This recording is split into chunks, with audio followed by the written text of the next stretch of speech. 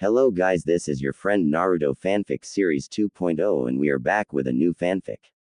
Which is What If Naruto was married Ino and Hinata Part 1. And if you enjoy this fanfic then please press the like button and subscribe to my channel for more fanfic like this. And now let's start the fanfic. A long time ago, a demon fox with 9 tails existed. When these tails were swung, they could destroy a mountain and cause a tsunami.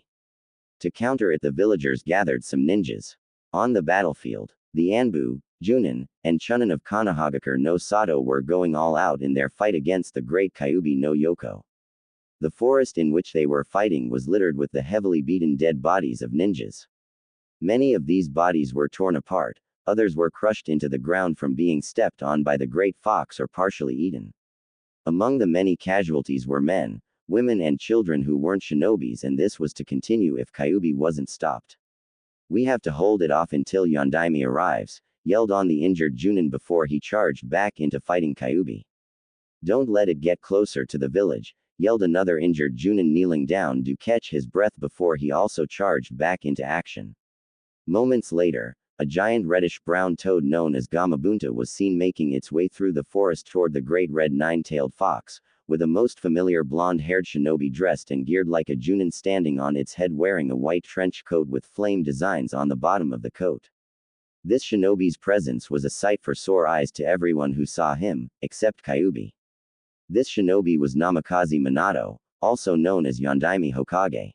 The great nine-tailed fox growled viciously as he stared straight at Yondaime. Seeing the fox in range, Yondaime began performing a series of complex hand seals, beginning the process of sealing the fox away. The Kyuubi however dashed at Gamabunta in the attempt to kill Yondaime.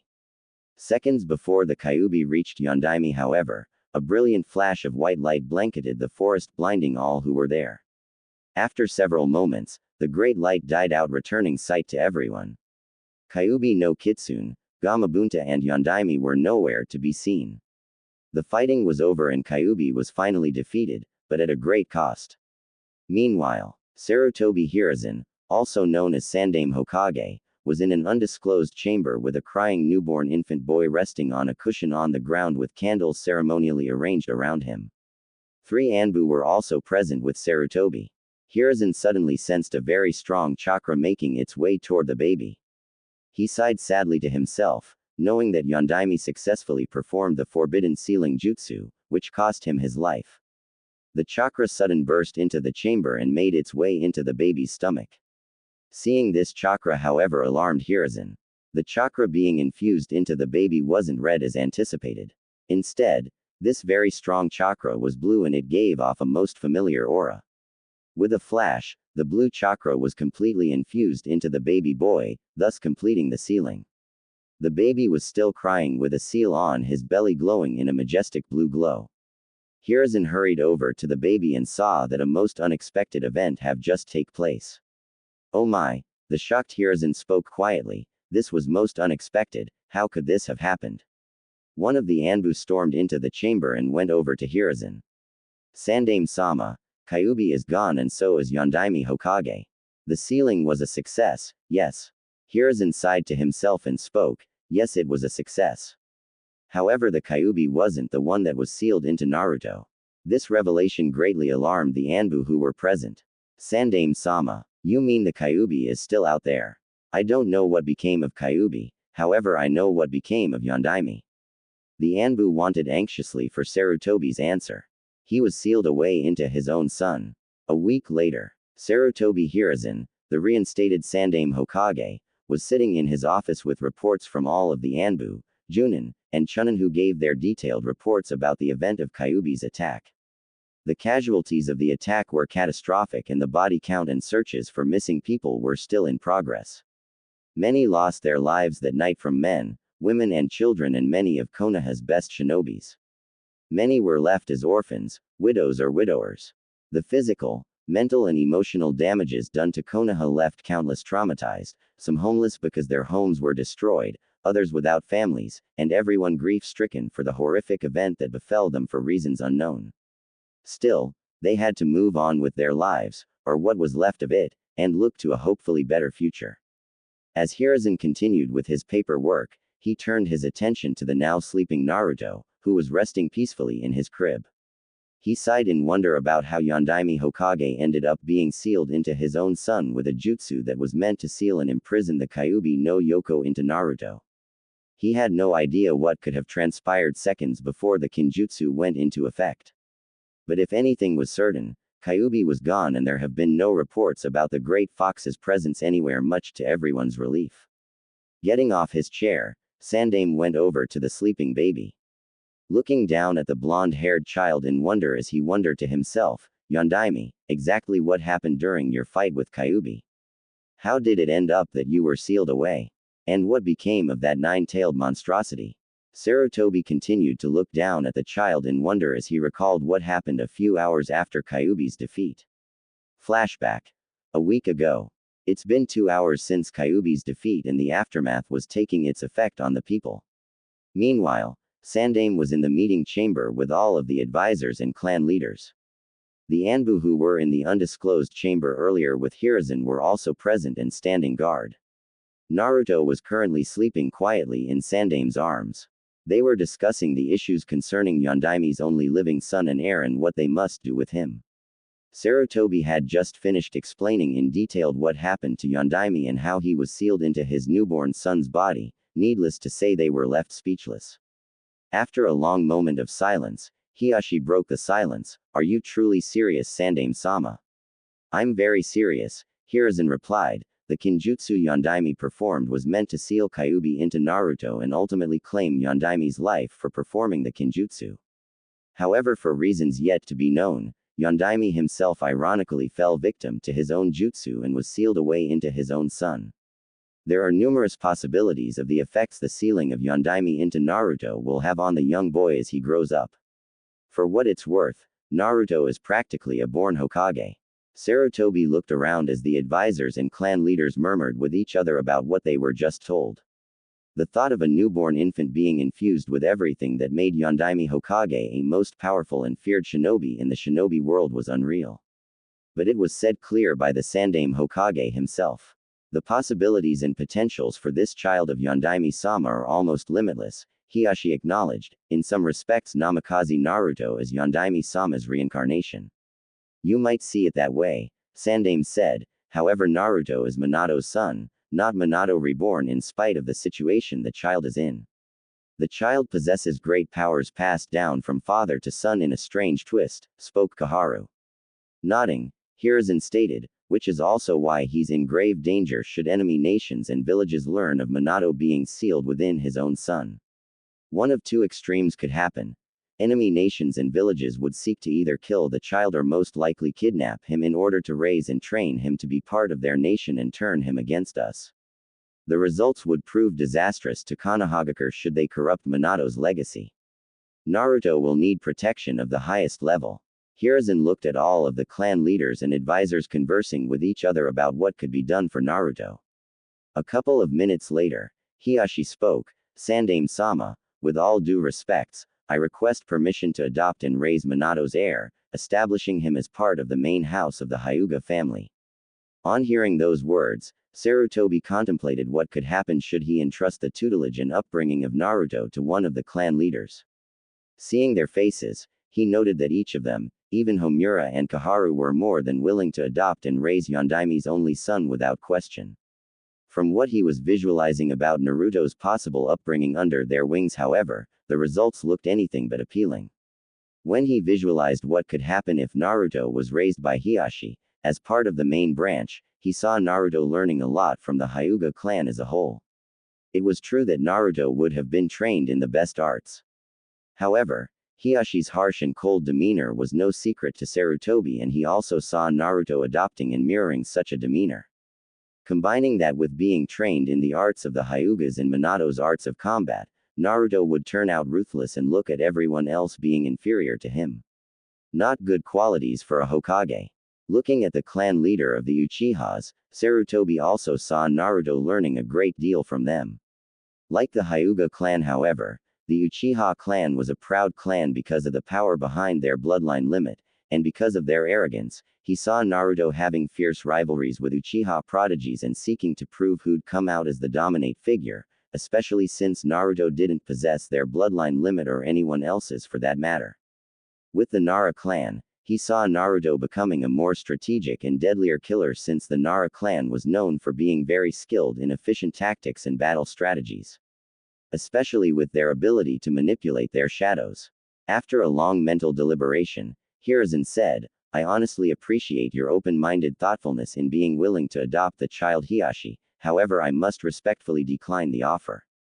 Hiashi's eyes widened upon hearing this and spoke, "Sandaime-sama, Naruto possesses great potentials to become one of Konoha's strongest shinobis, and with him under my tutelage, he would become one of the greatest prodigies and Hokages ever produced by Konoha. I acknowledge your good intentions for the child Hiashi and for anyone else here who's willing to take the responsibilities of taking Naruto under their wings." Sandaime sighed and continued, "However, Naruto needs balance in his life. He's already been infused with a powerful Hokage whose knowledge, wisdom, stamina and abilities will possibly be absorbed into the child in a gradual process as he grows up, no doubt. Because of this, he'll need someone to balance him. For the best intentions of the child, I'll dispatch one of the Anbu here to locate someone of my choosing to raise and teach Minato's heir." Hiashi reluctantly remained silent. Now wasn't the time to argue with the reinstated Hokage, especially after everything that transpired before and after Kyuubi's attack. "Are we to inform the villagers about Yondaime's surviving heir?" asked Homura. "No," Hiruzen replied firmly with no hint of hesitation in his voice. "Should the people learn that Namikaze Naruto is Minato's only son, chances of Naruto being spoiled and pampered by the villagers would be unquestionably high. The child would grow up to be ungrateful and show little appreciation for the things given to him. The results, however, would be the opposite should he learn to earn what's rightfully his than to simply hand his inheritance over to him. Plus you have to remember that Minato has made a lot of enemies in many lands, villages and possibly other continents. And as I mentioned before, should enemy villages learn of Yondaime having an heir infused with Minato himself, the results would prove disastrous for both the child and the entire village of Konoha." Everyone in the chamber allowed Sandaime's wisely chosen words to be absorbed as they thought about what he said. "For this reason," Hiruzen continued, "the child's name will be changed. He will adopt the maiden name of his mother as Minato instructed before his battle with Kyuubi. His new name will be Uzumaki Naruto. Everyone will be told that Minato and his entire family have died as a result of Kyuubi's attack. When Naruto grows up and reach a level of maturity that I see appropriate with the ability to look after himself, he will be given everything that belongs to his family and with the truth about his heritage being publicly explained to the people." Everyone present nodded their heads in understanding. Hiruzen remained silent momentarily as he allowed everyone to let his words sink into their minds. With a more serious and firm tone, Hiruzen continued, "Until that time, no one here is make any mention to anyone outside the council regarding the truth about Naruto's true heritage without my or Naruto's consent. If these words of mine are not honored, the act will be regarded as treason, and the punishment will be severe. This is my law as the reinstated Hokage." The Anbu, clan leaders and advisors knew not to take Sandaime's words lightly, especially if they didn't want to incur his wrath. End flashback. Sarutobi sighed again as he thought about what happened after the meeting. Flashback. A week ago. Hiruzen, 3 hours after the meeting with the advisors and clan leaders, had called the grand assembly of everyone in Konoha. Many in attendance could only wonder what Hiruzen had to tell them in regards to Kyuubi no Yoko's attack and defeat. Many murmurings were circulating around the assembly until Sandaime appeared on the roof of Hokage Tower calling everyone to attention. The people immediately quieted after seeing Sandaime Hokage take the stage. "People of Konohagakure no Sato," Sandaime addressed everyone, "as you all are well aware, a great monster known as Kyuubi no Yoko have attacked our village for reasons unknown to us. Sadly, many of our people and shinobis have lost their lives in battling the Kyuubi and many parts of our village have been left in ruins. It grieves me deeply that such a terrible event of such evil have befell us." Hiruzen paused for a moment as he looked over at everyone in the audience. Taking a breath, he continued, "Kyuubi would have continued its rampage had it not been for the sacrifice made by Yondaime Hokage who vanished and died moments after defeating Kyuubi no Yoko. It also grieves me to inform all of you that Yondaime's honorable wife, Namikaze Kushina, also died during the attack. Again Sandame paused and looked at the faces of everyone who was there.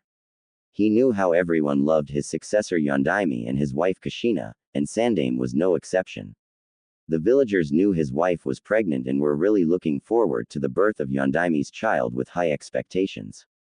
Although it was true that Minato's wife died, however, it grieved him that he had to make everyone believe that both Minato and his child were dead, but it was for Naruto's own protection.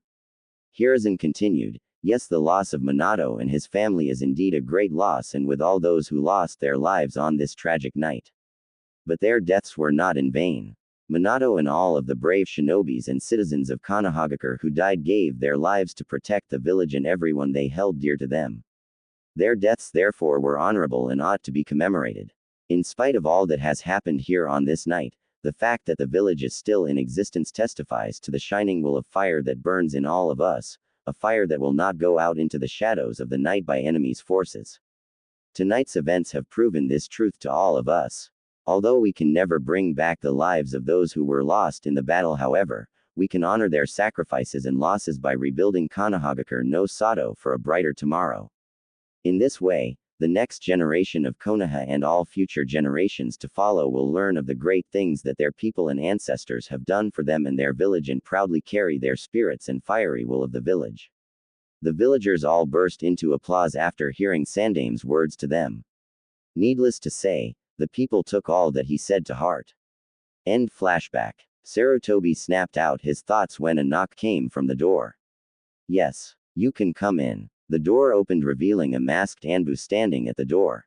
Sandame-sama, the Anbu spoke as he bowed in respects, the one whom you have sent for has arrived. Hizuzen nodded his head to the Anbu, giving him permission to allow the visitor to enter his office. The visitor stepped into the office with the Anbu stepping out and leaving the office, giving privacy to both Sandame and his guest, who didn't have a happy facial expression. Sandame knew that this meeting wasn't going to be a smooth sailing one. Sandame and his guest looked at each other momentarily with no words being exchanged between them. After a brief moment of silence between the two of them, Sandame spoke, Senju Tsunade, it's been a long while. Yes it has, Sarutobi-sensei, Tsunade replied to her former sensei. She was currently in her late 30s and was known by many as the Sucker, one of the legendary Sannin. Tsunade remarked, the Anbu you sent to find me told me that a terrible event happened in here a week ago. Judging from the damages and the looks on the people's faces, I'd say a lot more has happened than what the Anbu was willing to let on. Hiruzen. He also told me that there was another major issue at hand here that was a matter of the utmost importance that requires my presence before you. He wouldn't tell me what it was, saying that only you alone could tell me since it was highly confidential for only my ears to hear. Momentarily paused, in truth I truly didn't want to return to this village again, although I reluctantly did so since you personally requested my audience. Hiruzen sighed, I understand that a great deal has happened in your life which caused you to grow bitter towards your home village, and I won't make any excuses about it.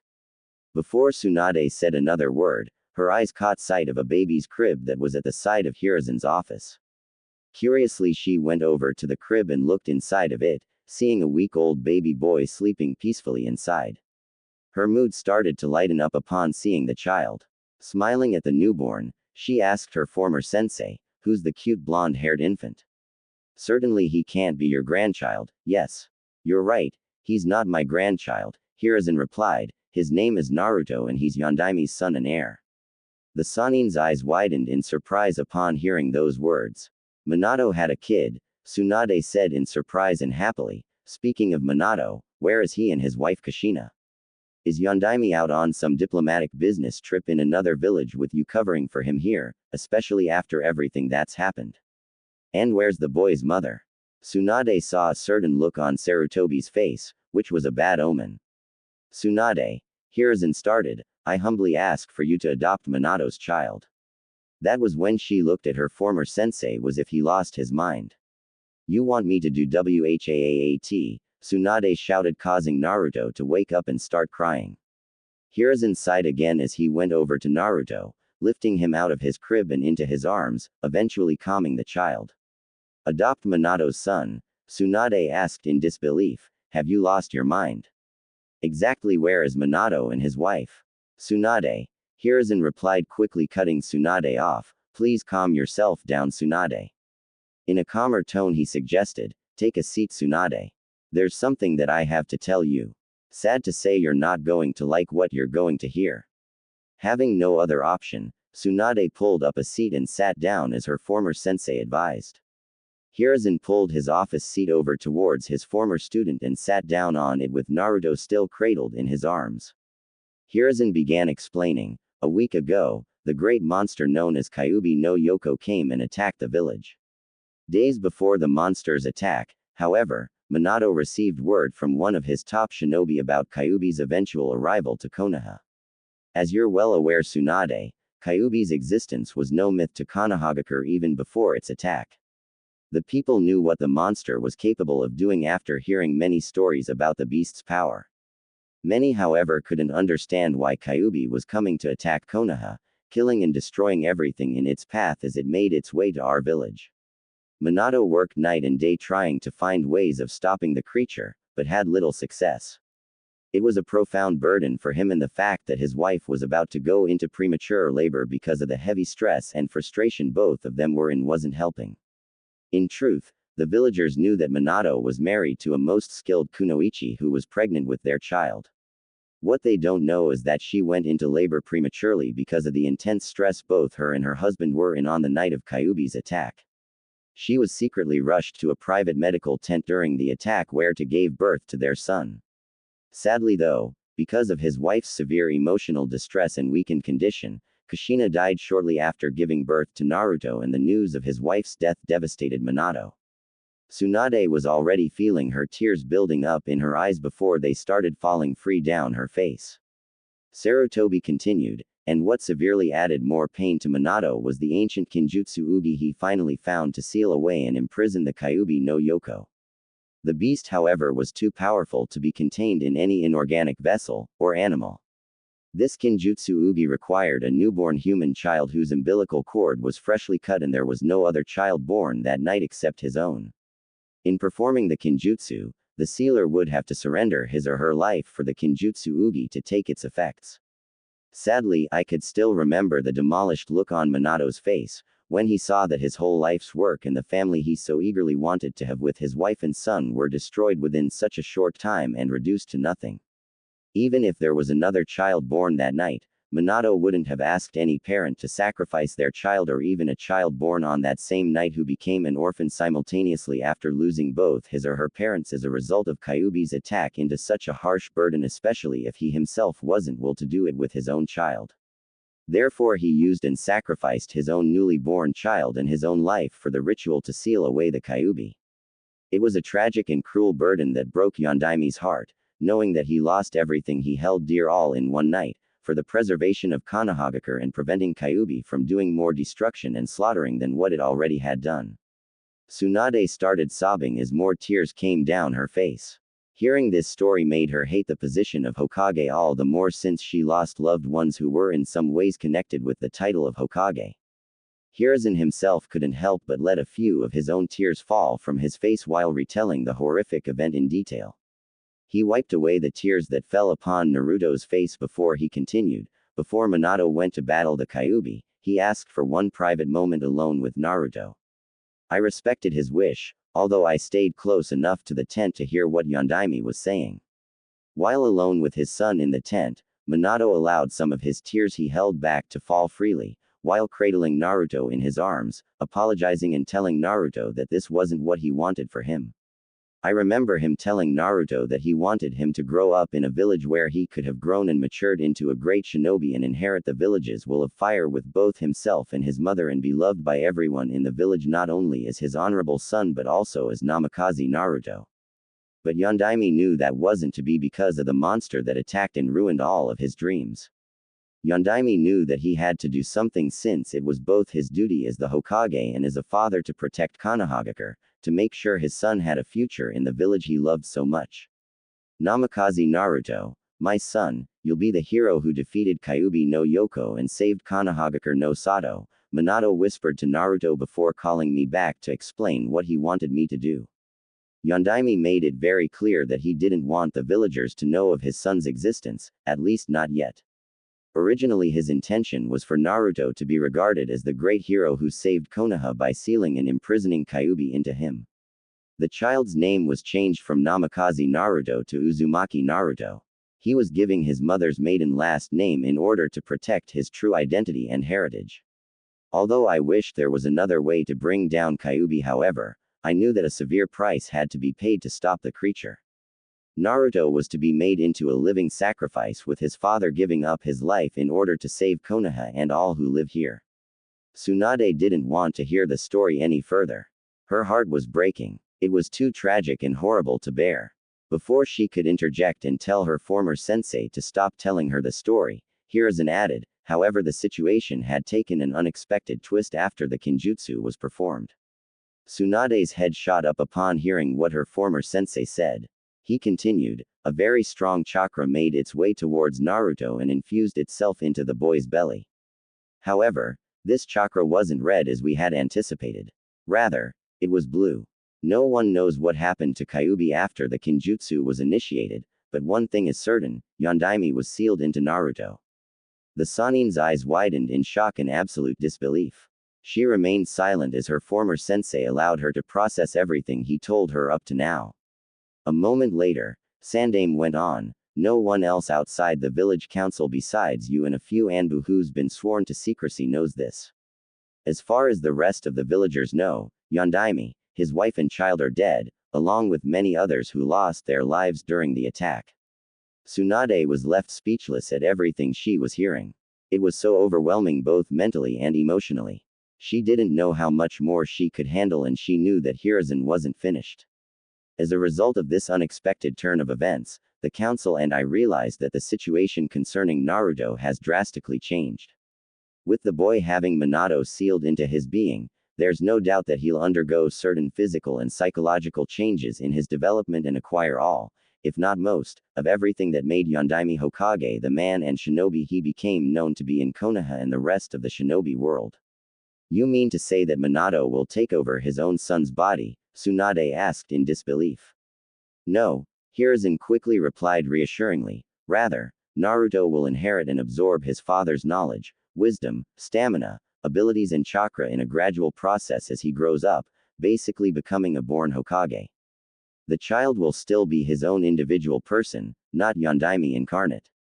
Because of this, Naruto is in more danger than before. It would have been hard enough should we have let everyone know that Minato had a surviving child, with countless people seeking to spoil, pamper or adopt the young boy for their own intentions and possibly to get a hold on Naruto's huge inheritance. It's worse now with Yondaime sealed inside him, and if enemy villages and nations discover this secret, one of two worst-case scenarios could happen. 1, they could either attempt to murder the child, or 2, which is most likely, they'll try to kidnap the child and raise him to be part of their nation, thus corrupting the child and making him our enemy. Either scenarios would prove disastrous for Konoha and Naruto, and perhaps other villages and nations should they cross his path. Sandaime took a moment to look at Naruto, who was now fully awake and looking around the environment he wasn't so familiar with. Sighing, Sandaime continued, the truth is, I would have gladly took it upon myself to raise the child and guide his upbringing. However, my reinstatement as the Hokage heavily limits the amount of time I can spend with the boy, and I can't entrust him with just anyone in the village, not even with any of the clan leaders or village elders. And the last thing we need is Naruto turning out like Orochimaru. I don't want history to repeat itself with Naruto causing him to become something perhaps worse than Orochimaru himself. Tsunade remained silent. The memory and hurt of Orochimaru's betrayal was still fresh in her mind. Jiraiya isn't the raising little children type, and his role as the author of those books you hate so passionately wouldn't help in the child's development. For once I agree with you, Tsunade remarked, although you're being a bit hypocritical since you also read those books like some closet perverts I know. Annoyed by her comment, Sarutobi cleared his throat and continued on with a more serious demeanor. The fact that I'm asking you to adopt and raise Yondaime's son shows the amount of conviction and belief I have in your ability to raise, control and balance the child since he's been infused with a powerful Hokage. But still, Naruto is an innocent child who's been forced to shoulder this heavy burden without his consent.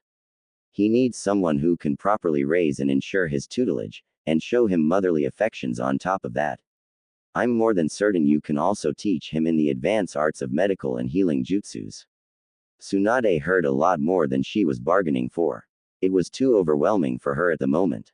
Sandaime knew that she already went through a lot in Konoha, and the fact that she lost most those she loved dearly, among them being her grandfather and granduncle, the Shadaime and Nadaime, her lover and her little brother, both of whom wanted to become Hokage, left her with bitterness about her home village. After learning what became of Yondaime and his family, and the village as a whole, it was too much. And now she's being asked by her former sensei to adopt and raise Yondaime Hokage's child as her own. I need some time to think about this, Tsunade honestly admitted with a most calm demeanor with mixed emotions in her voice. Hiruzen didn't argue with her and replied understandably, I understand Tsunade. Take as much time as you need. Tsunade reached out to Sarutobi, signaling to him that she wanted to hold the child. Complying, he handed Naruto over to her. She cradled the fully awakened child in her arms, who seemed to be looking at her in wonder. He yawned and closed his eyes for a moment before looking at her again. Only a week old and already you have to carry such heavy burden, Tsunade said softly to Naruto as a few tears slid down her face as he gurgled. Hiruzen smiled and watched the scene quietly. Mother and child. Seeing his former pupil smiling brightly down at what he hopes will be her soon-to-be adopted son made Hiruzen suddenly overcome with an overwhelming sense of hope for the future. It was odd how, even in the aftermath of the bleakest days, he had found such a glowing sight. He didn't know what the future had in store for these two, but he was grateful that Tsunade was at least willing to consider adopting the child. Later that night, Tsunade was staying at a hotel for the night, at least one that wasn't demolished or damaged during Kyuubi's attack. She got little rest that night as she thought about everything that happened early that afternoon in Sandaime's office. She spent the rest of the day thinking about all that was explained to her in detail from her former sensei and what he was asking of her. In truth, she felt she didn't owe the village any favors, especially after all that she suffered and been through in the village. However, Naruto was a whole other story. He was an innocent child who's been overwhelmingly burdened with so much at a most tender and fragile age. He's only a week old, Tsunade thought to herself as she sat on her bed in her sleeping kimono. It was true that many other children of Konoha besides Naruto have been plagued with a great loss because of that bastard nine-tailed monster. However, Naruto was a very special case. In spite of what happened with all the other children who may have lost their parents, families and friends during the attack, they still had the opportunity to rebuild their lives from scratch and start life anew in the village with the help of their fellow villagers and Sandaime. Naruto, on the other hand, couldn't just go about like that, especially since he was infused with Yondaime Hokage. Two of her relatives were the first two Hokages who built Konohagakure no Sato, and they died young. Her little brother and lover Dan both wanted to become Hokage because of their intense love for the village and strong desire to protect it, and they both died young before they could live out their desires. Now she's being asked to adopt and raise a newborn child only a week old who'll inevitably grow and mature into a strong Hokage at an unknown young age, that is if the child lives long enough for that to happen. Life is so cruel to me with its ironies, she thought to herself as she meditated on Naruto's present situation while fiddling with the necklace around her neck, the one that once belonged to her grandfather, Senju Hashirama, Shadaime Hokage. Naruto most likely wouldn't get to live a normal life as a result of the changes he'll undergo. On top that, all of his father's enemies will now become his enemies, and his father has made a lot of enemies before and after becoming Yondaime Hokage. In some ways, the child was going to become the new Yondaime Hokage, she figured, and it was unknown how Naruto was going to turn out, since he would develop his own personality that will undoubtedly be influenced with some of his father's characteristics. Naruto is an innocent child who's been forced to shoulder this heavy burden without his consent. He needs someone who can properly raise and ensure his tutelage, and show him motherly affections on top of that. Those were Hizuzen's exact words to her. Tsunade wondered if she was even fit for the role as a mother, sickness she never had children of her own. Sure, she helped out midwives and nursing mothers with their children in the hospitals and observed how they nurtured their babies. But actually playing the role of nurturing a baby is a whole different story, she acknowledged, and she never nurtured children before. After the death of her lover Dan before they had the chance to marry, she lost most of her interests and desires to get married and have children. And now she's being asked by Hiruzen to adopt and raise a child who's inescapably going to develop into a new Yondaime Hokage. Tsunade snapped out of her thoughts as she thought when she heard a knock come from the door. Turning to the door, she said, "Yes. Tsunade-sensei," replied a young feminine voice from the other side of the door, "May I come in?" Sighing, Tsunade answered, "You can come in, Shizune." The young 15-year-old girl entered her sensei's room. Shinuz entered her sensei's room and went over to her. "Are you all right, Tsunade-sensei?" Shizune asked in concern. Tsunade looked at the young girl and said, "I'm fine. Why are you awake? I can ask the same of you," Shizune remarked. Tsunade said nothing as she looked away from the young girl. Seeing the expression on the older woman's face, Shizune asked, "Is there something on your mind?" "Beside what Sandaime told me," Tsunade remarked, "not much." "What did he tell you?" Shizune inquired. "Do you want to talk about it?" Tsunade turned to face the young teen girl. After what felt like an eternity, Tsunade spoke with a serious tone. "Before I tell you, you must swear to never repeat what I'm going to tell you to anyone outside this room." Shizune felt the firmness of her sensei's voice and realized that what was on her mind was no laughing matter nor something to take lightly. Shizune answered sincerely, "I swear it. I give you my sincere word." After taking a breath, Tsunade began relating everything to Shizune in full detail about everything she was told from Hiswan. Shizune listened intently as her sensei told her the story uninterrupted. What the young girl heard shocked her to no end, and there was more Tsunade had to tell her. Shizune already had tears falling down her face with some sobbing upon hearing the harsh and tragic account about Yondaime and his son Naruto. This heartbreaking revelation was beyond anything she was expecting to hear. Tsunade herself let a few tears fall down from her face before wiping them away. After Tsunade was done telling Shizune the full account regarding Yondaime and Naruto, she gave the young teen girl some time to absorb everything she was told. A few moments later, Shizune regained her composure as she wiped away the tears from her face. She turned to her sensei and asked, "So no one knows what happened to Kyuubi no Kitsune?" Tsunade shook her head. "Not that anyone is complaining. However, it does raises some concern, at least to the Hokage and myself." "But, will you adopt baby Naruto?" "I have been thinking about that since I left the office," Tsunade admitted. "I haven't exactly decided on whether or not I should." "Why not?" Shizune asked. "It's not like you'll be handling him on your own. You'll have me here to help you take care of the child. Besides, I always wanted a baby brother. And who wouldn't want a little brother who's a Hokage?" Tsunade looked at her young apprentice with a blank expression. Upon realizing her words, Shizune immediately apologized. "Tsunade-sensei, I'm so sorry. Please forgive me. I didn't mean to hurt your feelings and reopen old wounds. I mean, what I meant to say is..." "It's all right, Shizune," Tsunade assured, knowing fully well that the Shizune was referring to her late kid brother. "I know you weren't trying to offend me. You just got caught up in the moment, that's all. But still, adopting this particular child will be no walk in the park. Hell, adopting and raising any child is no walk in the park and will require a great deal of sacrifices to be made." Tsunade saw the irony with the word sacrifice, especially since Naruto was originally made into a living sacrifice to protect all of the future generations of Konoha and everyone else. Shizune. However, Tsunade continued, "Naruto is not just any child who can be adopted and raised by just anyone. I'm amazed that Sarutobi-sensei went so far as to send one of his Anbu to find me in order to ask me to raise the child as my own son. Sighed, I'm not even sure if I'm even mother material." "Don't say such things, Tsunade-sensei," Shizune retorted with conviction. "Sure, you're not perfect and have some bad habits, but hey, no one's perfect and we all have our share of problems. But I've been with you long enough to know that you'd make a terrific mother to that child, and so does Sandaime-sama. After all, he wouldn't have gone through so much trouble to find you if he thought you were inadequate or unfit to raise Naruto or any other child for that matter. The Hokage chose you, Tsunade-sensei, out of all people, shinobi, clan leaders and village elders, to raise this child who possesses untold potentials. Of course he could have chosen any other mother in the village to adopt Naruto, However, he saw something very special in you, Tsunade-sensei, that you might have not seen in yourself to move him to believe so strongly that you were fit to become Naruto's new mother. I strongly believe that you'd make a terrific mother to any child, blood-related or not. And I know your little brother and Uncle Dan would have felt the same way about you.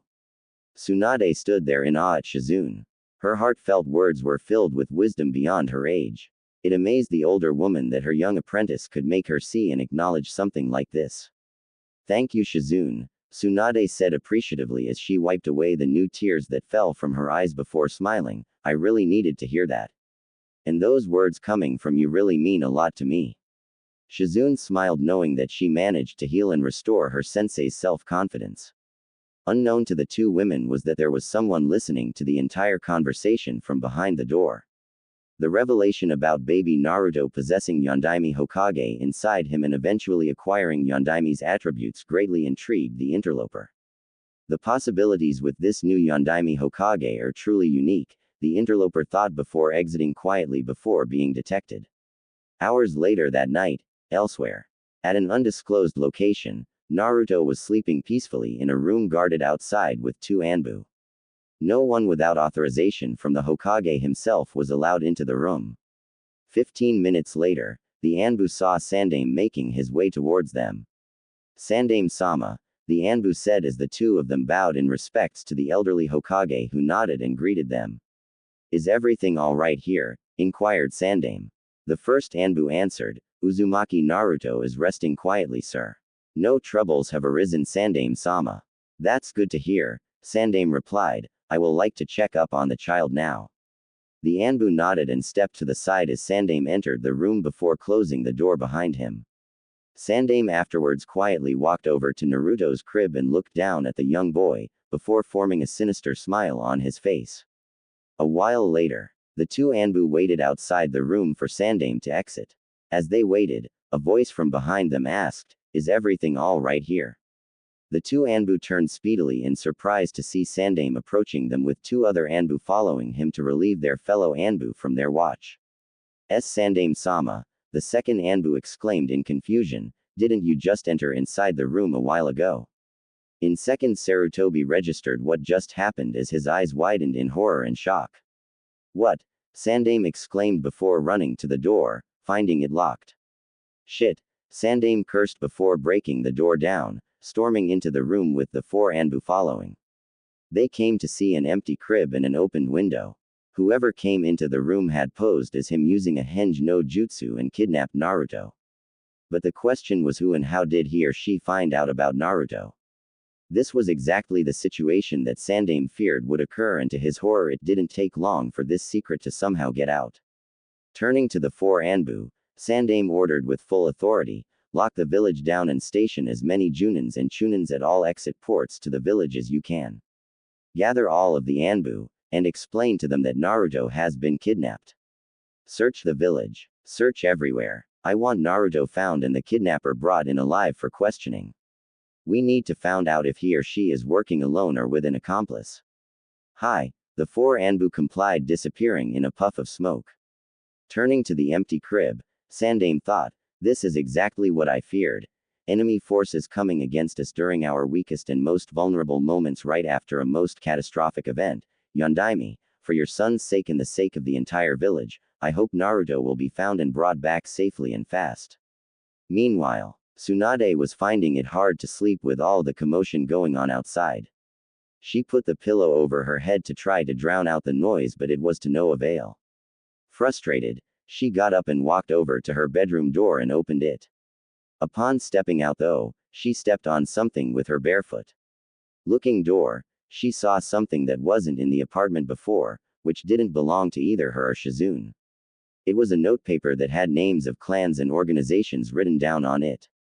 Someone was here, Tsunade realized. A moment later, Shizune ran into the apartment and went over to her sensei. Tsunade-sensei, Shizune called out. Turning to the young girl, Tsunade asked, what is it? All of the exits ports have been sealed off, Shizune explained. The village is under complete lockdown by order of the Hokage. From what I've heard, there's been a kidnapping of some sort. It hit Tsunade like a ton of rocks as she looked at the notepaper in her hands. Clenching the paper tightly until it was crumbled in her fist angrily, Tsunade said, "Wait here." Not waiting for a reply, Tsunade stormed out of the apartment. "Tsunade-sensei," Shizune cried out, but her cries fell on deaf ears as Tsunade speedily ran out to pursue and apprehend the kidnapper. She didn't care about the fact that she was barefooted and still in her sleeping kimono.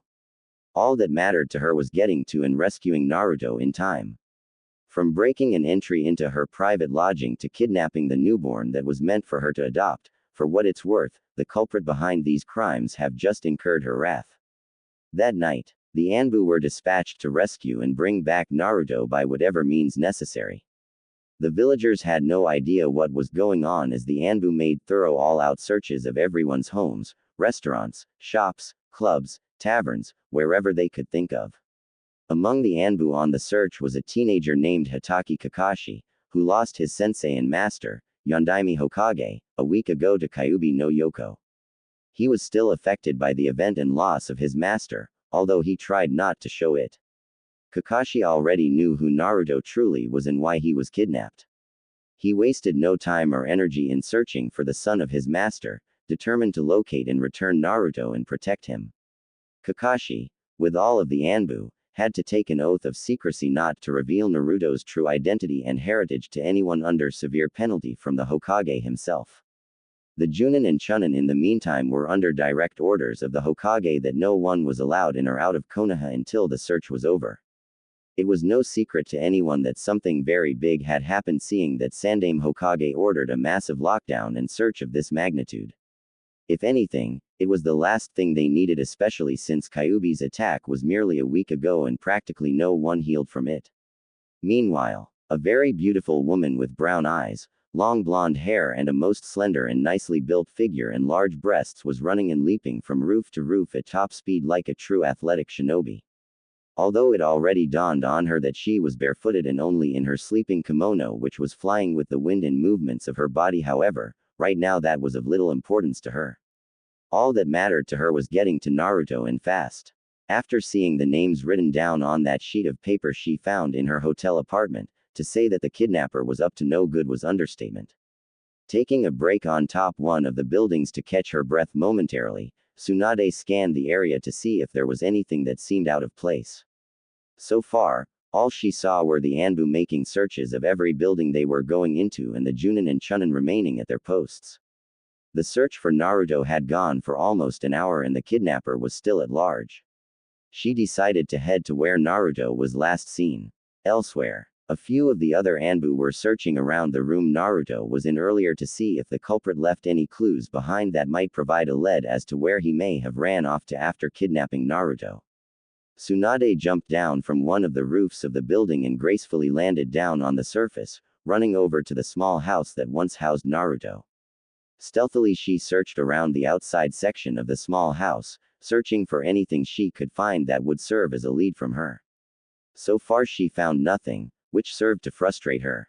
She knew that the kidnapper couldn't have gotten too far with all the Anbu in pursuit of him in an all-out manhunt. Her ears soon picked up on a conversation between two Anbu. They were conversing with each other on how the kidnapper used a henge no jutsu to deceive their two Anbu comrades into thinking he or she was Sandaime. That was when it dawned on her that the kidnapper wouldn't have so foolishly attempt to make an all-out escape from the village so quickly with every Anbu after him or her. Most likely, he or she was hiding somewhere in the village. Leaving the scene, Tsunade went to search for anything that seemed out of place in the village. The Anbu were still searching everywhere, with no success. It's been 3 hours and no one has seen either the criminal or the child anywhere. The Junins reported that no one at the stations attempted to leave or enter the village. Sandaime was growing frustrated as he was angry, but managed to maintain a calm demeanor. Tsunade decided to redo her search all over as she ran and leapt from roof to roof. As she was on the move, her eyes fell on a particular young Anbu whose name was Kakashi. She recalled whose student Kakashi was in his status among the Anbu. She was about to take off when something caught her attention. Some of the other Anbu approached him asking why he strayed from where he was assigned to search. He made a quick excuse before taking off to perform his job as the other Anbu went on their way. Tsunade decided to secretly follow Kakashi and see where he was going. As she continued following after Kakashi, she noticed how he was heading in the wrong direction, completely off course from where they said what was supposed to go. Something unprofessional of an Anbu who was supposed to know the roots of Konoha inside and out. Something was up, she realized as she continued secretly following after him. She soon noticed that he went into a small hut of some sort for a few moments and came out with what looked like a backpack filled with additional searching gear. Kakashi then took off towards the main exit port where he met up with two Junins stationed at the port. Acknowledging his higher rank and explanation for him to begin his search on the outer skirts of the village, the two Junins stepped aside as Kakashi hurried out from the exit port. Tsunade saw this and gave way to chase speedily before the Junins noticed her presence and departure. A while later, the same two Anbu went to regroup with four other Anbu when they ran into a most familiar Anbu who was heading towards them with Sandame. Kakashi, as the first Anbu, what are you doing here? Didn't we just meet up with you a while ago? What do you mean? Kakashi asked. I was with Sandame-sama for the last hour. That was when it dawned on Kakashi, Sandame and the other Anbu. Which direction did you see the other me ran to? Kakashi asked as he, Sandame and the other Anbu gave way to chase after the phony. It was clear that this kidnapper was a clever and elusive deceiver, whoever he or she was. Meanwhile, Kakashi was running through the forest with the backpack leaping from tree to tree at top speed. Tsunade was in hot pursuit of Kakashi, but kept a safe distance until she knew where he was going. As of now they were a good distance from the village and Tsunade didn't like where this was going. Soon she saw him touch down into clear open field but she kept herself hidden in the trees as she looked on. After making sure he was in the clear, Kakashi placed the backpack down on the grass and dispelled the henge that was around him. Kai, he said as the henge collapsed, revealing his true appearance. The man was geared in a standard Konoha Junin uniform. He had brown hair and a Konoha forehead protector that had a slash across it. Clearly this shinobi is a missing nin of Konoha, Tsunade realized. This helps to explain how he was able to deceive and elude the Anbu, Junin, and Chunin. He might even be a former Anbu himself. Tsunade soon saw that the henge on the backpack also dispelled, revealing none other than baby Naruto sleeping in a carrying baby basket with two straps to place over your shoulders. The missing nin looked over at Naruto and said, Yondaime Hokage, reduced to an inescapable captivity inside your own child, a fitting undoing for the likes of you. I'm sure I can get a hefty price from any village or clan who'd love to buy your child. That's not going to happen, declared a feminine voice. Realizing he wasn't alone, the missing nin looked around and shouted, who's there? Show yourself. As if on cue, Tsunade leapt from the tree she was on and landed down on the ground facing her enemy. Her beauty and current appearance, however, was anything but what the kidnapper was expecting. Seeing that she was barefooted and barely had anything on besides her sleeping kimono and what little fabric was underneath it with the wind blowing the kimono, the missing nin fought hard to maintain his composure and not suffer from a massive nosebleed. Upon seeing her face, the kidnapper recognized who the blonde beauty was. Senju Tsunade, he said, one of the legendary Sanins. Didn't expect to find you out here on this night barely dressed. I didn't know you were that type of kunoichi. Shut up, Tsunade retorted angrily, you're the one who broke into my hotel room. I did, he admitted. Tell me though, how did you know I broke into your apartment? You left traces of your intrusion, she replied, showing him a crumbled piece of paper, a list of clans, villages and organizations. The missing nin cursed under his breath and answered, originally, after I found out about you returning to Konoha, I was going to attack and kidnap you while you slept, and sell your body to the highest bidder. However, after overhearing the conversation between you and that little girl concerning Yondaime and his son, I saw that kidnapping and selling the child instead would bring me more money than any Sanin's body could. Bastard, Tsunade retorted as she got in her fighting stance, you will not leave this land with the child. Oh, replied the missing nin, and you intend to stop me, I presume. All right then, I'll take you out and sell both you and the child. Performing some hand seals, the missing nin said, Kara number Suyosa no Jutsu.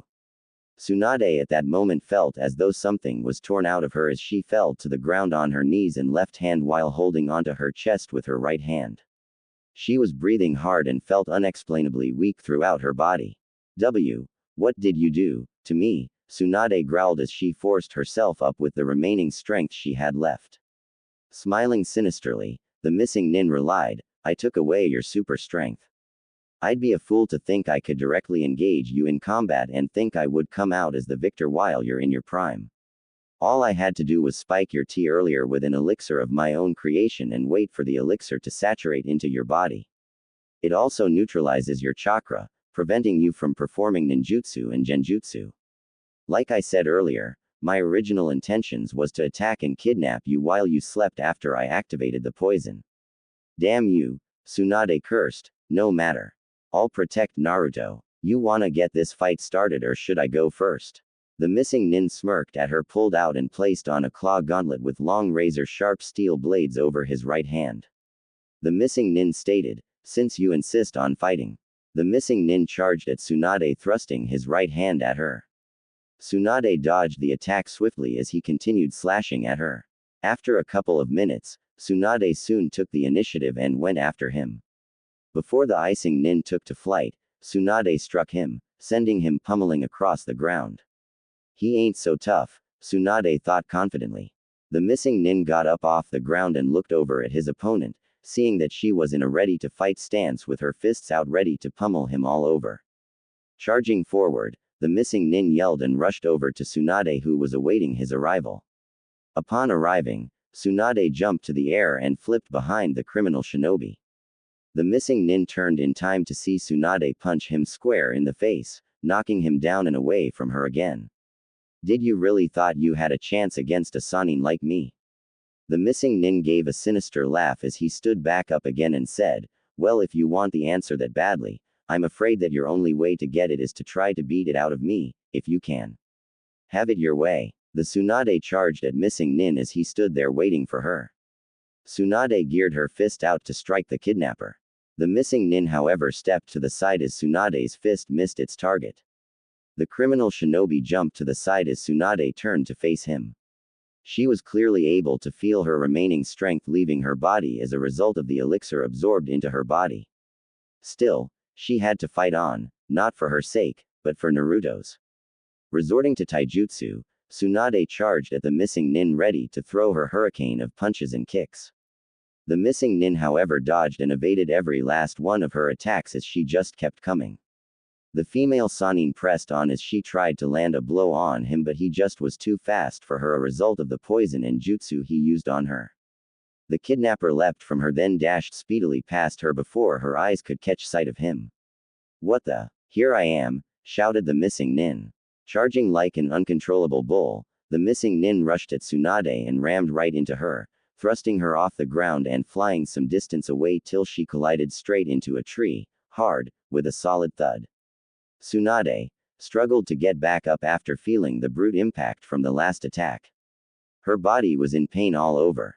Tsunade said weakly, What the hell was that? It felt like I was punched by a summoning beast. The missing nin was standing where he was, looking at the female shinobi struggling to regain some of her strength. What's the matter? He taunted. Did I slap you that badly? Tsunade hissed at him. Ooh, you still have some fight left in you. I'll remedy that. Tsunade charged at him again. Punch after punch, kick after kick, Tsunade kept trying to land a blow on him, but she was unsuccessful as the jutsu is still depleting her stamina. Missing nin blocked and evaded all her attacks. Pulling away, Tsunade took a moment to catch her breath as the missing nin stood where he was, looking at her with a mocking expression. Is that all you got? He sneered. If you're through catching your breath, I think it's now my turn to come for you. The missing nin rushed at Tsunade and started his assault on her. Tsunade did all she could to block and evade as many of his attacks as she could. However, it was hard for her to keep up as a number of his punches and kicks found their way to strike her. Tsunade was now on the receiving end of all his swift and highly fast punches and slashes with his claw gauntlet as he just kept coming. She screamed every time from the tremendous pain and damages the steel claws inflicted on her. The missing nin then delivered a round kick at her, sending her off the ground away from him. Tsunade stumbled and rolled on the ground, still she eventually stopped. She was now in more pain than she was earlier. Her slender and silky body was covered in dirt and dry mud, and she had multiple bruises and slashes around her face and body. She was bleeding all over, and her sleeping kimono was torn all over and stained in her blood. It's a pity that I had to tear apart and desecrate such beauty, the missing nin remarked. Tsunade, although in a great deal of pain, struggled to get back up to face her enemy. It was a while, but she managed to stand back up again. Ready for more, the missing nin mocked. You're dead, Tsunade snarled. You first. With the remaining strength she had left, Tsunade ran to the missing nin and started fighting with him again, trying to throw as many punches at him as she could. But to no avail, she was unable to hit him once as he kept dodging all her punches. The missing nin then punched her away as she fell to the ground. He then yelled and dashed toward her with intent on hurting her more. Tsunade saw him leap and flip to the air before suddenly he cast his feet down in a landing position to land on top of her feet first. Seeing this, Tsunade quickly rolled away as he landed down on the ground, only to see him jump back up again and land on one of the tree branches. Finding where he was, Tsunade ran to one of the tree and ran up it to reach the same height as him. Afterwards, she pushed herself off the tree and threw herself towards him on the tree he was standing on with her fist out. The missing nin was knocked off the tree and was sent falling straight down to the ground on his back as Tsunade landed where he was previously standing. Seeing where he was lying, Tsunade jumped off the branch with her feet in a land position to land on his chest. Missing nin, however, saw this and curved his legs back and placed his feet up. Tsunade gasped when she saw this, but was unable to get away as she landed down on his feet. After making contact, the missing nin thrust her away back high into the air. Tsunade flipped in the air as she now started to descend down from the air. The missing nin flipped back up and saw Tsunade making her way toward him. Before she could land, he rushed and speedily jumped toward her and delivered a solid kick to her chest, sending her flying straight into a nearby tree that she crashed into before hitting the ground and lying there motionlessly. Seeing that she wasn't getting back up, the missing nin took it that he came out the victor and said, I must say, Tsunade, taking you down even when you're weakened was no easy feat. No bitch like yourself has ever caused me so much trouble. Upon hearing that, Tsunade tapped into a newfound strength. If there was one thing Tsunade never took kindly to, it was being called a bitch. The missing nin turned and started off towards Naruto, failing to take notice of what was happening behind him. With a newfound strength, she stood back up, no longer feeling any pain through her already battered and cut up body. The missing nin felt a very strong killer intent from behind him. He turned around and saw Tsunade standing there with a facial expression that sent a cold chill down his back. With eye-popping speed, Tsunade dashed to the missing nin and delivered a rock-hard punch to his face, sending him flying off the ground before beating on him with excessive brutality and speed. The missing nin had neither the time, strength, speed nor ability to evade this new and brutal attack as he was being clobbered, punched, and kicked all over from head to toe at pure speed with devastating efficiency. Tsunade then jumped and thrust both of her feet straight into his chest, sending him flying fast off the ground into the air before crashing hard into a tree, forming a body-shaped dent into the tree. His body was heavily battered and he also had a blood coming down his mouth. The missing nin had no strength left in him to move or fight anymore. During the assault, Tsunade, being an expert in human anatomy, inflicted severe damages to certain parts of his body, organs and nervous system, making him completely vulnerable and defenseless to any attack. Tsunade slowly walked over to the battered kidnapper as he looked at her coming towards him. Reaching him, she looked down at him with a cold, unsympathetic expression on her face. Tsunade was able to see the expression of anger on his face, but she was able to see that his eyes revealed the actual truth to her. She saw the fear radiating through his eyes. He was very afraid, even though he was trying not to show it. He wanted to move and fight, but found himself incapable of doing anything. Tsunade soon heard Naruto wake up and begin crying for attention. Seeing that the kidnapper was no longer a threat, Tsunade went over to tend to Naruto's needs. Reaching the baby, Tsunade knelt down and picked up Naruto from the carrying backpack while keeping him wrapped in his blanket. Sitting down on the grass while leaning up against a tree nearby, Tsunade cradled and rocked Naruto in her arms, calming him down. Despite the fact that her body was going numb, she smiled brightly at Naruto as he gurgled. She moved closer to him and planted a soft kiss on his forehead. "My little Naru-chan," Tsunade said affectionately, "I risked my life to save and protect you. And I'll happily do it again for you, my little Naru-chan." Moments later, Sarutobi, Kakashi and the Anbu arrived on the scene and saw a heavily battered and weakened Tsunade singing and cradling the now sleeping Naruto in her arms affectionately in spite of her horrid condition. Not too far away was the culprit lying motionless on the ground and in a great deal of pain. "Tsunade," Sandaime called out worriedly as he and the others ran over to her.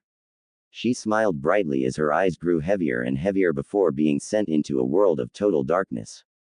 Tsunade's eyes opened up to a new environment as bright lights hit her eyes. She strained a little before her eyes readjusted themselves to the environment. She found herself in patient's clothes and lying on a medical bed with bandages around some parts of her body and face, but the pain she had before was gone. There was an IV needle inserted into her right arm within a few wire attached to her upper chest area where her heart and lungs were monitoring her vitals. She realized that she was at Konoha Hospital. Looking around her room, she saw that it was nicely decorated and had bouquets of various flowers with Yamanaka florist shop's compliments. There were wrapped gifts, baby accessories, congratulation and get well cards seated on 2 tables. Sitting up, she then turned and found Naruto resting peacefully in a medical baby crib stationed next to her bed. She smiled bright upon seeing that Naruto was safe and without so much of a scratch on him. Several minutes later, the door opened revealing Shizune, Kakashi, in his Anbu gear and dog mask, and Sandaime entering the room before closing the door behind them. "Tsunade-sensei," Shizune said happily, "you're finally awake. I was so worried. How long was I out?" Tsunade inquired. "Nearly 4 days," Sandaime answered. "That missing nin contaminated you with a massive overdose of chakra poisoning. If you were an ordinary woman, you'd have certainly died within mere minutes. But because you're one of the Sannin, the poison didn't kill you, rather it served to severely weaken and eventually paralyze you. You fell into a coma after the poison took full effects on you. Needless to say, I'm happy we found you when we did after your battle. The crippled and disabled missing nin has been handed over to Ibiki for interrogations after we found that notepaper of his. Aside that, the doctors were able to fully heal you and completely remove the poison from out your body. Since then you've made a full recovery and will be able to leave this hospital very soon." "How did you explain the whole village lockdown and search incident?" Tsunade asked. Smiling, Sandaime explained, "I explained to everyone that your newborn son was kidnapped by a traitorous shinobi who was intending on selling away your child to one of our enemy villages and that you went after the kidnapper yourself in spite the fact that the Anbu was on the job. If anything, kidnapping the son of one of the loyal legendary Sannin is an S-class crime. That explains all of the gifts and other valuables found here in my room," Tsunade acknowledged. "Everyone believes Naruto to be my son." Officially, Sandaime interjected and smiled, "He is your son. Senju Uzumaki Naruto is now his new official name. I already took care of all of the documentations and paperwork. You're officially his new mother." Tsunade smiled brightly on hearing that. Looking over at the still sleeping Naruto, she lifted him off his bed and cradled him in her arms affectionately. Looking at her, Sandaime said, "You doubted whether you'd make a good mother to the child, Tsunade. But after what Shizune explained to me and what I saw for myself after your battle with the kidnapper, I knew I made the best choice." Sighed, "It grieves me though to think that all this time I was so worried about enemies from the outside kidnapping Naruto when also I should have been worried about potential traitors from inside these village walls. And it nearly cost us greatly. We live and learn, Sarutobi-sensei," Tsunade remarked. "We can't always predict what'll happen next." Kakashi removed his Anbu dog mask and went over to the Naruto who was still resting in Tsunade's arms. He looked at the child with interest and said, "I'm still trying to accept the fact that my master is trapped inside his own child. The irony of the situation is rather unique. It's a shame I won't be able to take care of the born Hokage child myself." After all, Naruto is the son of my master and is his father's former student. Kakashi, Sandame interjected, causing the Anbu to turn to him and stand at attention. We already discussed that you'll be too busy as an Anbu to raise and look after Naruto, and I made it very clear that the boy will need balance in his life. Kakashi. However, Sandame continued, after what happened a few days ago, it's clear that the boy will be facing dangerous enemies from both in and outside these village walls. Especially since that notepaper we found had names of a few of Yondaime's enemies. Personally, I'd hate to imagine what would happen if Yondaime's enemies were to get a hold of Naruto. Therefore, I would like for you to keep an eye on Naruto from time to time. Kakashi nodded wordlessly, willing to accept the task if that much. Sandame returned his gaze back at Tsunade and said, Tsunade, since you'll be raising Naruto, I took care of the matter of where you, Shizune and Naruto will be residing at. You three will be living in a nice-sized two-story house not too far from the Hokage Tower. The Genins have already moved all of both your and Shizune's things there. How much is it going to cost me? Tsunade joked, although she was truly in debt to some people whom she owes money to. Some of debts resulted from her gambling habits. It won't cost you a thing, Sandame assured. I bought the house and it's fully paid for. Everything else though will be on you, except the gifts of course. Tsunade smiled and nodded wordlessly. Now with that taken care of, I'll be returning back to the Hokage Tower, Sandame said. I'll assign some genins here to take all of the gifts and accessories here and bring them over to your new house, Tsunade. Kakashi stand guard outside the room until the genins arrive here. Tsunade will be leaving for her new home this afternoon. Kakashi nodded before putting his mask back on as both he and Sandame exited the room, leaving both Shizune and Tsunade alone in the room with Naruto. The two women looked at the child who was now fully awake in Tsunade's arms.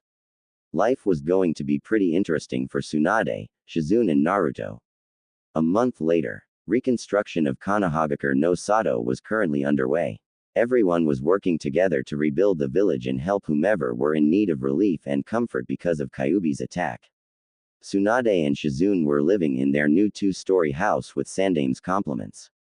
They couldn't live in the Namikaze manor for obvious reasons since Naruto wasn't of age to claim his inheritance, however they were satisfied with what Sandame gave to them. It was a nicely sized house, comfortable enough for the three of them since they were going to be the only ones living there. Tsunade was provided with gifts and accessories any new mother would need in caring for a newborn, from diapers, water and milk bottles, a stroller, baby clothes, the works. She took it that this treatment was given to her because she was the legendary slug Sannin, but she sure as hell wasn't complaining, especially since she didn't have to pay it back, much to her delight since she was already in a high debt rate. Over the month both Tsunade and Shizune looked up various books on child psychology and parenting and applied whatever helpful advice they found. As challenging as being a mother was, Tsunade was growing fonder of the role than she ever expected, and Shizune could testify to that. A week later, that afternoon at the Senju residence, Shizune was walking towards Tsunade's bedroom with a bowl of warm water and a washrag. Tsunade had intended on cleaning Naruto after he woke up from his nap. Reaching the door, she knocked on it and waited for a reply. Yes, Tsunade asked from inside her room. May I come in? Shizune asked. Need you ask? Tsunade sighed. Just come in. The door isn't locked. Complying, Shizune opened the door and proceeded into the room. Tsunade-sensei, I got the bowl of warm water you asked. Shizune wasn't able to continue her statement when her eyes came upon a shocking sight. In front of her was Tsunade sitting on her futon Indian style with her sleeping kimono fully opened and hanging around her back and arms, exposing most of her slender body and white panties, leaving little to the imagination. Her long blonde hair was flowing freely down her bare back and shoulders. As for her injuries she had after her battle with the kidnapper, Tsunade's full recovery revealed not a single scar or blemish, much to her delight. Being cradled in her arms was Naruto, who to Shizune's surprise was sucking on Tsunade's left breast while her bra was resting at the side on her futon. Shizune almost dropped the bowl of water had she not regained her composure from the shock.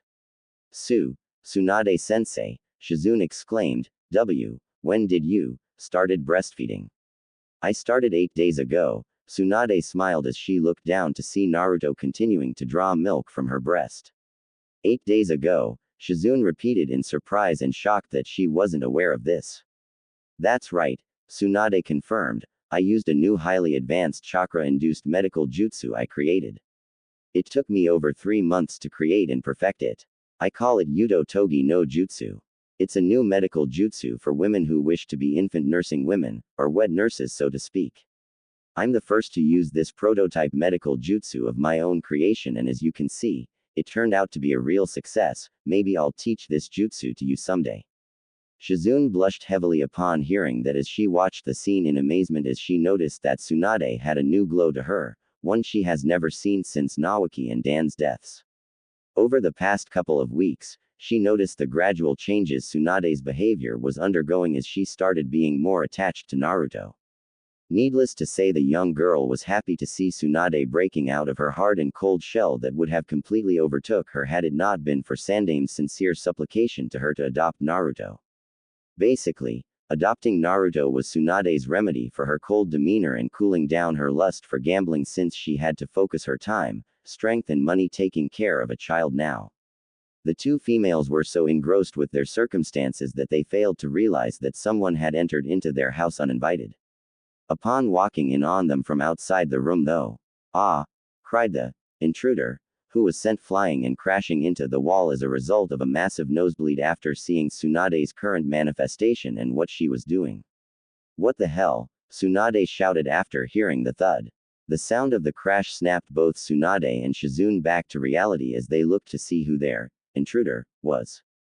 Tsunade growled under her breath angrily upon seeing whom their guest was, who was twitching a little with blood coming from his nose and a very perverted smile on his face with drool coming from his mouth. "All of people," Tsunade said sourly as her right eye twitched several times. "He had to show up unannounced." "Jiraiya-sama," Shizune said a bit worriedly as she went over to the now unconscious hermit who was also in his late 30s. 15 minutes later, Jiraiya had regained consciousness and his composure long after Tsunade dressed herself in her regular clothes. She would have forced him to clean up the mess he made had Shizune not volunteered to do herself, saying that she didn't want to risk Naruto catching anything from Jiraiya. Tsunade was sitting at a table with Naruto fully awake and being cradled in her arms. Jiraiya was still across them with a most intrigued expression on his face. "So it's all true," Jiraiya said as he looked at his former teammate and the child she was mothering. "Sandame-sama told me everything that has happened in regards to Kyuubi's attack after I came by earlier today. I had to see it for myself, and what I saw just moments ago went far beyond what my expectations were. The boy's living a genuine privilege not given to just anyone, and he's not even related to you." Tsunade frowned and snarled at Jiraiya, not missing the perverted meaning behind his statement, while Shizune looked at the older man in disgust. "Why are you here anyway?" Tsunade inquired, "and how did you manage to get inside my house when the door was locked?" "1. As a legendary shinobi I can pick locks," Jiraiya replied. "Also I received word that Konoha was attacked by the great nine-tailed fox demon and that my best and prized student lost his life stopping the monster," Jiraiya went on. "I hurried as fast as I could after hearing this and went straight to Sandame, who told me everything. I'm surprised he didn't request me to take Naruto under my wing, seeing that I taught and trained the boy's father." "Although you did, however," Tsunade retorted, "you're not father material nor a good influence." "What?" Jiraiya shot back. "That's a load bullshit." Jiraiya cut himself short upon seeing what he was about to say. Shizune saw the look her sensei's face as she eyed Jiraiya with a look that said, "Watch your mouth or die." With a calm demeanor, Tsunade said, "I'm sure Sandame-sama informed you of the balance Naruto needs in his life. Since Yondaime-sama was your best student, all of what you taught him will be gradually absorbed into Naruto. But until that time, he'll need to be protected." "That goes without say," Jiraiya agreed. "I'm aware of what happened between you and that missing nin. I'll keep in mind not to come between a mother and her child." Tsunade smirked. Jiraiya at that point got serious. Though the boy will gradually absorb Yondaime's knowledge and his other attributes, however, he'll need someone to help him understand how to use and control it. Something like what Naruto will experience as he grows up could more than likely overwhelm and possibly drive him insane, which would be catastrophic for both himself and everyone else, and he'll need us to help him through it. An insane yondaime would plunge Konoha into the ground. Since I taught the boy's father, it's only appropriate that I do likewise with his son and help where I can. Tsunade thought about what Jiraiya was telling her and she found a measure of truth in his words. After contemplating on it, she replied, I see where you're getting at. Something like what you say could happen if not prevent and it could spell disaster. Nevertheless, I won't let that happen. I'll do whatever I must to protect my son, no matter the cost. Jiraiya was seeing how attached Tsunade was becoming to Naruto, especially after hearing the special emphasis she placed on the word, my. It wasn't too surprising seeing how attached she was to her kid brother Nawaki and lover Dan before they were killed.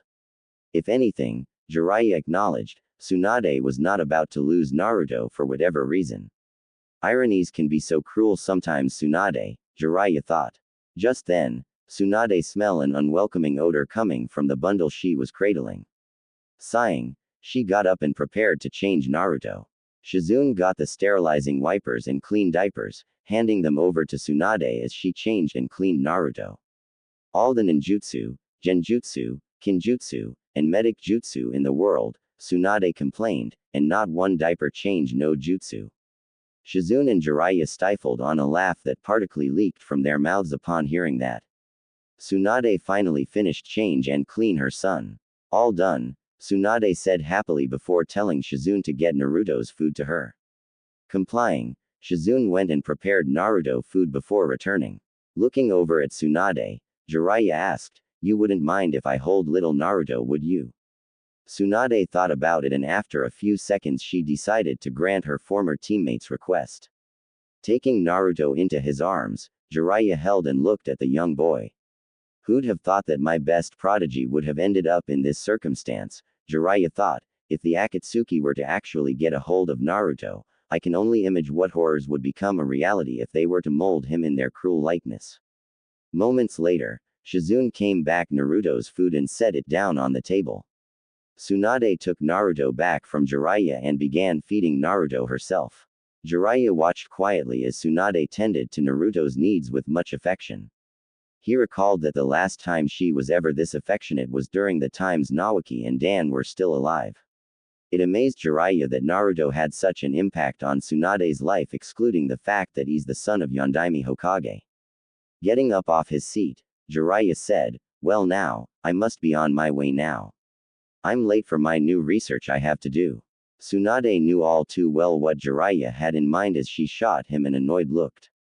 Jiraiya grinned before going over and leaning down at Naruto. I'll be seeing you soon, Neo Yondaime Hokage.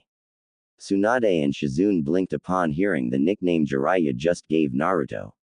Just get out, Tsunade replied as Jiraiya smirked and went on his way, closing the door behind him. Neo Yondaime Hokage, Shizune repeated. Jiraiya baka, Tsunade interjected, I'm going have to keep an eye on him. I'd hate to have my son adopt his perverted bad habits. Bad habits, Shizune mumbled under her breath mockingly, this coming from someone who gambles chronically. I'd hate for my little brother to adopt your gambling habits.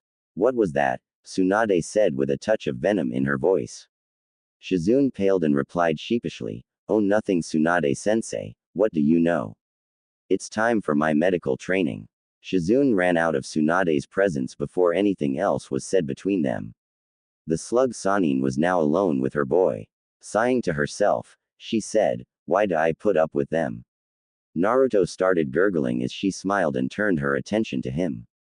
What's that? Tsunade said playfully to Naruto, because I have to. That's your decree as Lord Hokage.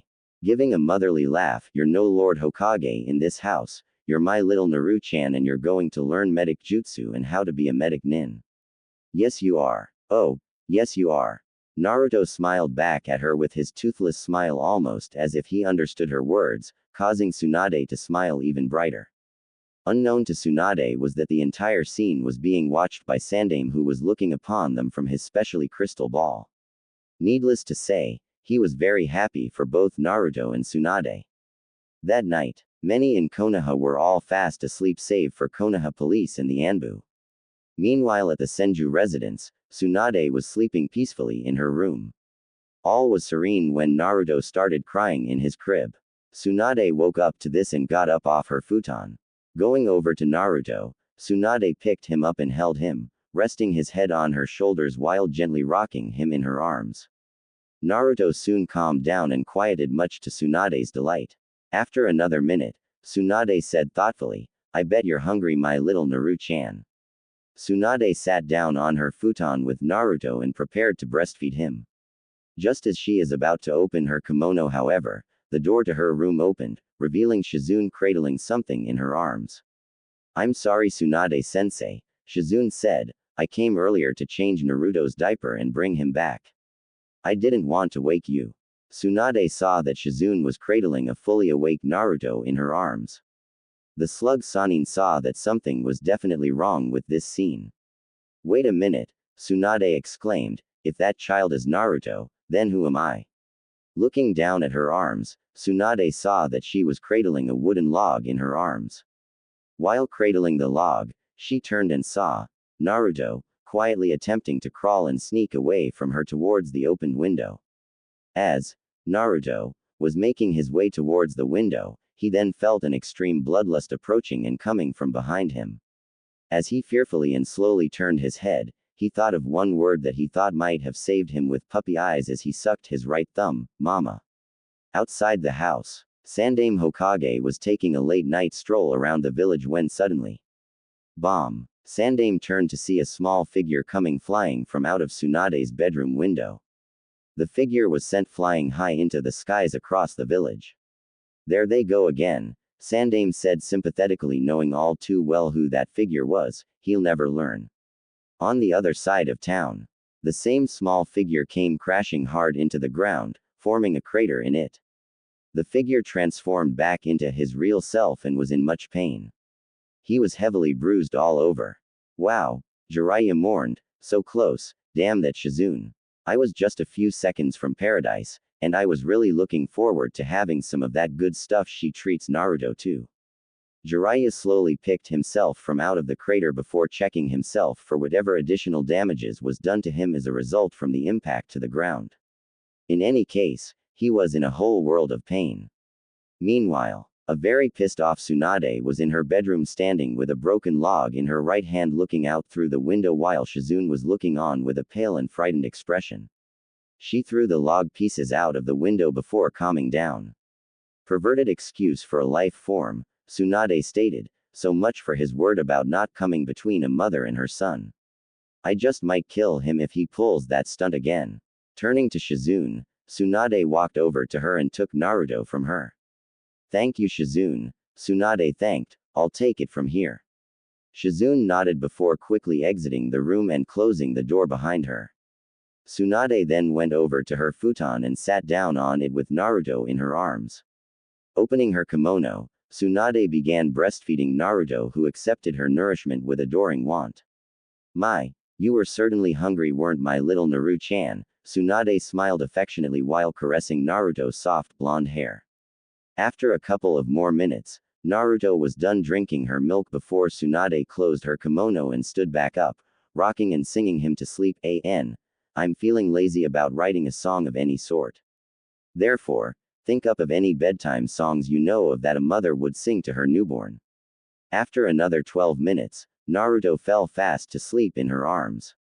Going back to her futon, Tsunade laid Naruto down gently on it before lying down next to him and pulling the covers over them. "Good night, my little Naru-chan," Tsunade as before she gave.